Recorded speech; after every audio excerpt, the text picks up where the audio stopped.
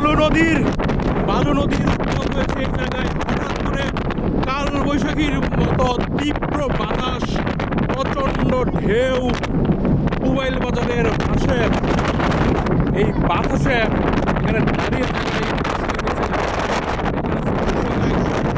তারা সাইকেল চালাচ্ছে। তাদের জামা কাপড় দেখেই বুঝতে পারবেন বাতাসের তীব্রতা। এই ছোট্ট মাছ ধরা নৌকাটি আপনাদের দেখাচ্ছি। এই দেখুন নৌকাটি কিভাবে দুলছে এই নদীতে। এরকম ছোট্ট নদীতে এরকম বাতাস, ভয়ঙ্কর সৌন্দর্য। তীব্র গরমের মধ্যে এই বাতাস আমাদের মোবাইল হাতে,